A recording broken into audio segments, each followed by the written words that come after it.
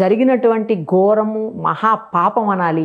ఎందుకంటే చాలామంది నేను ఇందాకే చెప్పినట్లు హైందవ సమాజం మొత్తం బాధపడుతున్నటువంటి పరిస్థితి ఈరోజు. అసలు తిరుమల తిరుపతి దేవస్థానం స్వామివారంటే, ఏడుకొండల వాడంటే అందరికీ ఇష్టమైనటువంటి దేవుడు. ఎంతోమంది నమ్మకమైనటువంటి తిరుపతి అంటేనే ఒక పవిత్రత అనే భావన కేవలం తెలుగు రాష్ట్రాలే కాదండి, యావత్ భారతదేశంతో పాటు ఇతర దేశాలకు సంబంధించిన వాళ్ళు కూడా వచ్చిపోయేటువంటి సంఘటనలు మనం చూస్తూ ఉంటాం. మరి అలాంటి చోట జరిగిన ఈ ఇన్సిడెంట్ సభ్య సమాజం కూడా బాధపడుతున్నటువంటి పరిస్థితులు, హిందూ సమాజం ఒక్కటే కాదు. ఎందుకు ఇలా జరిగింది, ఎందుకు ఇలా చేశారు అని ప్రపంచవ్యాప్తంగా ధార్మిక భావంతో ఉన్నటువంటి ప్రతి సనాతన ధర్మాన్ని పాటించే వాళ్ళందరూ కూడా ఇప్పుడు చాలా మంది ఒక ఉలిక్కి పడుతున్నారు, బాధపడుతున్నారు. ఎందుకనంటే హిందువులకి ఆరాధ్య దైవం కలియుగ అర్చామూర్తి, స్వయప్రకటితమైనటువంటి దైవం కలియుగంలో. కాబట్టి అటువంటి దేవదేవుడికి అనేక ఉపచారాలు ఉదయం నుంచి లేచిన దగ్గర నుంచి పవళింపు సేవ అయ్యేంత వరకు కూడా అనేక కైంకర్యాలు అనేటువంటి జరుగుతుంటాయి. ఆయనకి కైంకర్యంగా వినియోగించబడేటువంటి వస్తువులలో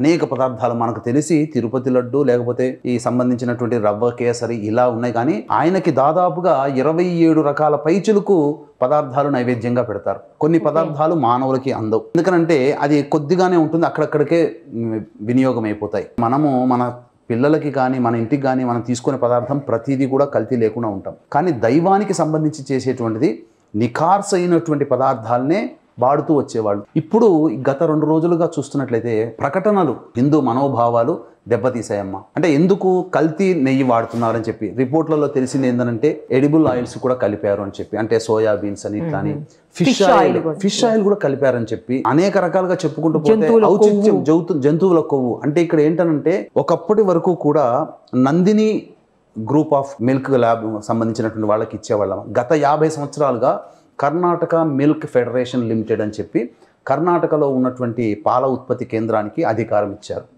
గత 50 సంవత్సరాలుగా వారు నందిని నెయ్యి, ఇప్పుడు నాకు తెలుసు కర్ణాటకతో కొంత అనుబంధం ఉందమ్మా, శుద్ధ తప్ప అని అంటారు, అంటే స్వచ్ఛమైన నెయ్యి అని చెప్పి నందిని బ్రాండ్. మరి 50 సంవత్సరాలుగా ఈ నెయ్యిని వాడుతున్నారు, ఎక్కడ కూడా క్వాలిటీ పరంగా రాజీ పడలేదు. పైగా వాళ్ళు ధార్మికమైన భావంతో కలియుగ అర్చామూర్తి అయినటువంటి వెంకటేశ్వర స్వామికి భక్తి ప్రపత్తులతో నియమనిష్టలతో అత్యంత సహజమైనటువంటి నెయ్యినే వాళ్ళు ఇప్పటిదాకా ఇచ్చారు.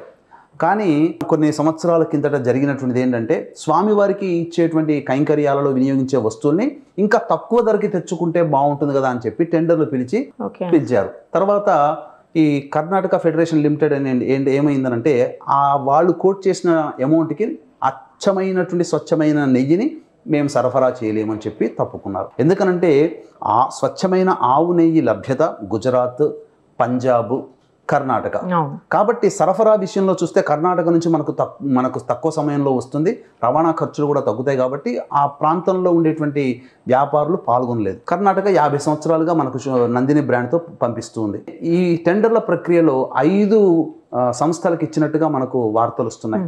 5 సంస్థలు సరఫరా చేసేటట్టుగా ప్రతిరోజు కూడాను 15 టన్నుల ఆవు నెయ్యి దాంట్లో వాడతారమ్మా. కాబట్టి ఇందులో ఒక సంస్థ అయినటువంటి ఆల్ఫా సంస్థకి ఇచ్చారట. ఆల్ఫా సంస్థ అనేటువంటి దానికి విదేశం నుంచి అంటే వాళ్ళకి ఆ సామర్థ్యం లేక ఏది ఆవు పాలని సేకరించి ఆవు పాల ద్వారా నేతిని తయారు చేసినటువంటి శుద్ధ నేతినే మనం వినియోగం చేయాలి ప్రసాదం వినియోగంలో. వాళ్ళకంత సామర్థ్యం లేక విదేశాల నుంచి వెన్నను దిగుమతి చేసుకొని దాన్ని కరిగించి ఆ వెన్న ఉన్నటువంటి దాన్ని వాళ్ళు ఈ యొక్క ప్రొక్యూర్లో వాడుతున్నారని చెప్పి తెలిసింది. అంటే ఇక్కడ ఏంటనంటే ఇక్కడ ప్రధానంగా వ్యాపార ధోరణి ఎక్కువగా ఉండడం వల్ల కల్తీ అనేటువంటిది జరిగిందమ్మా. పైగా ఏం చెప్తున్నారంటే గత కొంతకాలంగా మనకు వినవస్తున్నటువంటిది ఏంటంటే స్వామివారికి నివేదించే దాంట్లో మాత్రం స్వచ్ఛమైనది వాడి మిగతా దాంట్లో వ్యాపారాల నుంచి తీసుకొచ్చినటువంటి టెండర్ల ద్వారా వచ్చిన నెయ్యిని పెడుతున్నారు. అంటే స్వామివారికి స్వచ్ఛము, మిగతా ప్రజలందరి విశ్వాసాలు. లడ్డు అంటేనే తిరుపతి లడ్డు పేటెంట్ అమ్మా. అసలు ప్రతి వాళ్ళు తిరుపతికి వెళ్ళేది లడ్డు గురించి మాట్లాడతారు. పెళ్లికి వెళ్ళిన ప్రతి వాళ్ళు భోజనం గురించి ఎలా మాట్లాడుకుంటారో తిరుపతి అంటే స్వామి తర్వాత గుర్తుకొచ్చేది లడ్డునే. వెళ్ళినా వెళ్ళకపోయినా లడ్డూలు కూడా ప్రసాదం తెప్పించుకుంటారు అంత ఇష్టంగా. మరి అటువంటి లడ్డు నాణ్యత అనేటువంటిది ఏ ప్రభుత్వమైనా, ఇప్పుడు మనం ఇక్కడ రాజకీయం మనం మాట్లాడట్లేదమ్మా. ప్రభుత్వము ఆధీనంలో ఉన్నటువంటి సంస్థ, దానికి సంబంధించి ఆ ప్రభుత్వం వాళ్ళు చర్యలు చేపట్టి ఉంటే మనకి భావాలు ఇబ్బందులు అనేటువంటి కలిగి ఉండకపోవేటి. నా అభిప్రాయం ప్రకారం ఏంటంటే సరైనటువంటి విధానాన్ని పాటించలేకపోవడం. అయితే కొన్ని గత ప్రభుత్వాలు ఈ ప్రభుత్వాలు కూడా స్వచ్ఛమైన నెయ్యి రాకపోతే మళ్ళీ తిరిగి పంపించాం ట్యాంకర్ల నుంచి అని కూడా రిపోర్ట్స్ ఉన్నాయి. అవి కూడా ఉన్నాయి. మంచి జరిగినట్టు కూడా మనం వెనక్కి పంపించిన సందర్భాలు కూడా ఉన్నాయి. కాకపోతే కొన్నిసార్లు ఓవర్లుక్తో ఉండడం, ప్రెషర్ అనేటువంటి టెండర్లు తీసుకున్న తర్వాత వాళ్ళ ప్రెషర్ కూడా ఉంటుంది కదమ్మా. ఆ ప్రెషర్లకు ఏమైనా తలొగ్గి ఇటువంటి కల్తీ సంబంధించినటువంటి వాటిని వినియోగించారో ఏమో మనకు తెలియదు. కానీ మొత్తానికైతే హిందువుల మనోభావాలను దెబ్బతీసే విధంగా ఈ యొక్క రూపకల్పన అనేటువంటిది జరిగిందమ్మా. ఇది మాత్రం గర్హనీయమైనది కాదు. ఇది మాత్రం ఖచ్చితంగా ఖండించాల్సినటువంటిదే.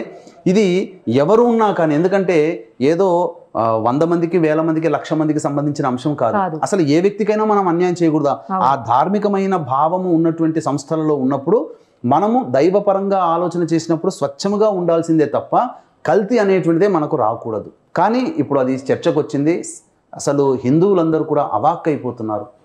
అందుకనే ప్రభుత్వం యొక్క జోక్యం అనేటువంటిది, ఈ యొక్క స్వచ్ఛంద టీటీడీ అనేటువంటిది స్వచ్ఛంద సంస్థే, కానీ ప్రభుత్వ జోక్యం ఉండడం వల్ల ఇటువంటి ఇబ్బందులు అనేటువంటివి జరుగుతున్నాయేమో నాకు అనిపిస్తుందమ్మా. అంటే మరి ఇప్పుడు దీనికి పరిష్కారం ఏమంటారు సార్? ఎందుకంటే లడ్డూలు ఇప్పటికే కొన్ని లక్షల కోట్లలో తయారై రెడీగా ఉండుంటాయి. మరి వాటన్నింటినీ కూడా విశ్వసించే పరిస్థితి అయితే ఉండదు కదా ఇప్పుడు. ఇంకా ప్రతిదీ కూడా నమ్మ ఒక్కసారి ఎలిగేషన్ అనేటువంటిది వచ్చింది అని అంటే అది ప్రభుత్వం మీద పడుతుంది. కాబట్టి అది ఏ ప్రభుత్వం చేసిందా మనకు అప్రస్తుతం.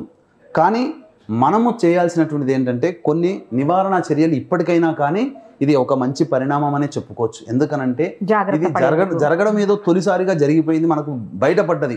ఇక నుంచి అయినా కానీ జాగ్రత్తగా దాన్ని మళ్ళీ పునఃపరిశీలన చేసుకొని మళ్ళీ మంచి నాణ్యతతో కూడుకున్నటువంటి నెయ్యిని, మరి ఇదివరకు 50 సంవత్సరాల నుంచి వాళ్ళు ధార్మికమైన భావంతో కర్ణాటక మిల్క్ ఫెడరేషన్ లిమిటెడ్ అనేటువంటిది మనకు సప్లై చేస్తున్నప్పుడు దాన్నే కొనసాగించుంటే అయిపోయేది. ఇప్పుడు ఎందుకనంటే వాళ్ళు కేవలం అందులో చెప్పినటువంటి అంశం ఏంటంటే డబ్బు ఆదా చేద్దాము ప్రతి విషయంలో అని చెప్పి అనవసరమైన ఖర్చులు ఎన్నో ఖర్చు పెడుతున్నారు. స్వామివారికి ఇచ్చేటువంటిది హిందువుల మనోభావాలు. హిందువులందరూ కూడా నిలువు దోపిడీ రూపంలో కావచ్చు, కానుకల రూపంలో కావచ్చు, ఇతరత్ర సేవల రూపంలో కావచ్చు, చాలా సొమ్ము స్వామివారికి అందుతుంది. రోజుకి రోజుకు 100 కోట్లు ఆదాయం వస్తున్నటువంటి తరుణంలో ప్రజలు అర్పించినటువంటి సొమ్మే కదమ్మా. మరి ప్రజల కోసం వినియోగించే దాంట్లో ఎందుకు కల్తీ జరగాలి? ఎందుకు తక్కువ మార్జిన్ కి ఇచ్చే వాళ్ళని ఎప్పుడైనా కానీ ఒక వస్తువు కాంప్రమైజ్ అవసరం ఏముంది? 100 రూపాయలకు వస్తున్న వస్తువు నీకు 70 రూపాయలకి ఇస్తానంటే మోసం చేస్తే తప్ప 70 రూపాయలకు రాదు కదమ్మా. ఈ రోజున క్వాలిటీలో కాంప్రమైజ్ అయితే ఈ రోజున మీరు మార్కెట్ లో చూడండి, స్వచ్ఛమైన ఆవు నెయ్యి కావాలి, ఒకే జాతికి సంబంధించిన ఆవు నెయ్యి కావాలంటే తక్కువలో తక్కువ 4,000 రూపాయలు కిలో ఉందమ్మా. కరెక్ట్. అది మరి అటువంటిది 320 రూపాయలకి తక్కువకి కిలో కోట్ చేసి ఇచ్చేటువంటి వాళ్ళకి ఏ విధంగా మనం అంగీకరిస్తాము? కర్ణాటక వాళ్ళది మాత్రం తప్పు లేదు. చక్కగా 50 సంవత్సరాల్లో మనం ఏనాడు కూడా మనం ఇటువంటి కల్తీకి సంబంధించినటువంటి ఇప్పుడు చాలామంది కంప్లైంట్ చేస్తుంది ఏంటంటే ఆ రుచి లేదంటున్నారు. మరి స్వామివారికి సమర్పించేటువంటి ఆ లడ్డూలో ఇతరత్ర జీడిపప్పు, ఇలాచి ఇవన్నీ కూడా అది స్వచ్ఛమైనటువంటి హిందూ ధార్మిక సంస్థల చేతుల్లో ఉంటే దానికి స్వచ్ఛత ఉంటుంది. కొంత వినడం ఏంటంటే మన రాధా మనోహర్ దాస్ గారు ఉన్నారు కదమ్మా, వారు చెప్పినటువంటి ఒక సందర్భంలో హలాల్ చేసినటువంటి జీడిపప్పుని వాళ్ళు వినియోగిస్తున్నారని చెప్పారు. మరి స్వచ్ఛత ఎక్కడొస్తుంది? ఆ దైవ ప్రసాదానికి ఇచ్చేటప్పుడు భక్తి ప్రపత్తులతో ఎంతో నియమనిష్టలతో అక్కడ ఆ పోర్టు కార్యక్రమం మీరు ఒకసారి చూశారంటే మా పోర్టులో పనిచేసే వాళ్ళు ఎంతో భక్తి భావంతో పనిచేస్తుంటారమ్మా. 24 గంటలు షిఫ్ట్లలో పనిచేస్తారమ్మా. మీకు నాకు తెలుసు, నాకు స్వయంగా నేను చూసి ఉన్నాను. 24 గంటలు పనిచేస్తారు. వాళ్ళందరూ కూడా నియమనిష్టలతో ఉంటారమ్మా. ఆ ఉన్న 8 గంటలు పనిచేసినా అక్కడ అత్యంత వేడి గల ప్రదేశంలో వాళ్ళు పనిచేస్తారమ్మా. కాబట్టి భక్తి ప్రపత్తులతో ఉన్నటువంటి వాళ్ళకి మనం ఇస్తేనే దానికి సంబంధించిన న్యాయం చేయగలుగుతాం. లేకపోతే ఏమవుతుందంటే ఈ కాసులకి కక్కుర్తిపడి తక్కువ అమౌంట్కి ఎప్పుడైతే మనం టెండర్లు పిలిపించి దాన్ని మనం ఆ స్వామి కైంకర్యాలకి మనం వాడామో ఖచ్చితంగా అది మోసమే అవుతుంది. కాబట్టి ఇప్పుడు ప్రభుత్వమైనా కానీ ఎవరైనా కానీ ప్రభుత్వం చేతిలో ఉంది, దాన్ని ప్రక్షాళన చేయాలనుకున్నప్పుడు ఇతర దేశస్తులు కూడా స్వామి గురించి, ఎందుకంటే ప్రపంచంలో 2వ అతిపెద్ద ఆదాయం కలిగినటువంటి దేవాలయంగా ప్రపంచవ్యాప్తంగా అందరికీ తెలిసిన దేవాలయం ఈ తిరుపతి. ఆ తిరుపతికి సంబంధించినటువంటి పరువు ప్రతిష్ట దిగజారిపోయినటువంటి పరిస్థితికి వచ్చిందమ్మా ఈ రోజున మనం గమనించుకున్నట్లయితే. ముఖ్యంగా అందరికీ ఇష్టమైన ఆ లడ్డు ప్రసాదం. ఇక దైవం విషయంలో ఇలా జరిగిందనంటే ఇక మనం ఇంకెవరిని నమ్మాలి? ఇక అసలు ఎవరిని నమ్ముతాము? ప్రతిదీ కూడా సందేహంతో ఇష్టంగా చిన్నపిల్లల దగ్గర నుంచి చిన్నపిల్లలు కూడా లడ్డు మొత్తం తింటారమ్మా.